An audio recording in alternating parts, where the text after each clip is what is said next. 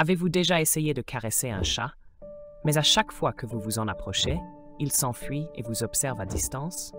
Ensuite, vous faites une deuxième tentative, mais il s'éloigne à nouveau. Enfin, à la troisième approche, il disparaît complètement. Cependant, quelques heures plus tard, lorsque vous êtes concentré sur autre chose, le chat réapparaît soudainement, marche vers vous et saute sur vos genoux. Ce phénomène, vous l'avez peut-être déjà vécu. Lorsque nous cherchons à obtenir quelque chose ou quelqu'un, il semble s'éloigner de nous. Mais dès que nous cessons d'y prêter attention, cela nous revient. La première chose à retenir est que ce mécanisme peut être difficile à concilier avec l'idée que l'effort est la clé du succès.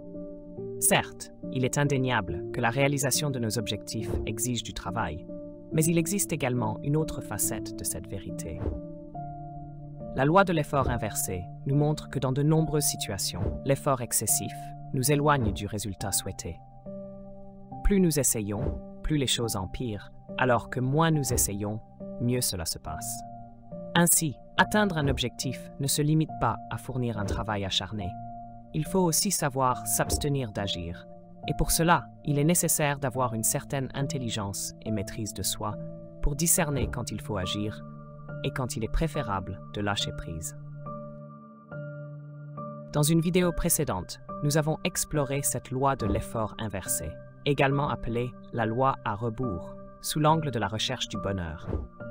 Comme l'explique l'auteur à succès Mark Manson, vouloir une expérience positive est une expérience négative. Accepter une expérience négative est une expérience positive. Plus nous cherchons le bonheur, moins nous le trouvons, car nous renforçons en nous le sentiment de manque. À l'inverse, en acceptant les choses telles qu'elles sont, sans ce sentiment de manque, nous découvrons soudain que nous avons déjà ce que nous cherchons. Cependant, dans cette vidéo, nous allons explorer la loi de l'effort inversé sous un autre angle, celui de la performance, de l'accomplissement des objectifs et du dépassement des peurs. Cette loi a été formulée pour la première fois par l'écrivain et philosophe anglais Aldous Huxley, qui a affirmé que la maîtrise des compétences s'obtient par la combinaison de la relaxation et de l'activité. Il a déclaré « Plus nous essayons avec notre volonté consciente de réussir quelque chose, moins nous y parvenons. La maîtrise ne vient qu'à ceux qui ont appris l'art paradoxal de faire et de ne pas faire, de combiner relaxation et activité, de lâcher prise afin de permettre à l'inconnu transcendant de prendre le relais. » Pensez à quelqu'un qui souffre d'insomnie et tente désespérément de s'endormir. Plus il essaie, plus il reste éveillé, et plus il reste éveillé, plus il devient frustré, ce qui renforce ses efforts.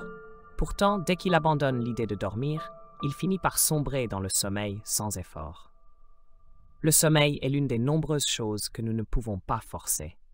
Lorsque nous essayons de dormir, c'est une démarche contradictoire. Nous faisons un effort pour nous relaxer, alors que l'essence même de la relaxation est l'absence d'effort. De la même manière, l'attraction ne peut pas être forcée. Personne ne choisit d'être attiré par quelqu'un ou quelque chose. Cela se produit naturellement. Bien que ce soit une généralisation, il est souvent vrai que l'insistance repousse tandis que la discrétion attire. Plus nous poursuivons quelqu'un, moins nous devenons attrayants. À l'inverse, si nous cessons de le faire, l'attraction peut revenir. Comme le dit le proverbe, l'absence fait grandir l'affection. L'essai excessif peut souvent produire l'effet inverse. Le philosophe et psychiatre Viktor Frankl a observé que lorsque nous nous concentrons trop sur la réalisation d'un objectif précis ou sur l'évitement d'un échec, nous générons une anxiété anticipatoire. Dans de nombreux cas, cette hyper-intention nous conduit à provoquer exactement ce que nous cherchions à éviter.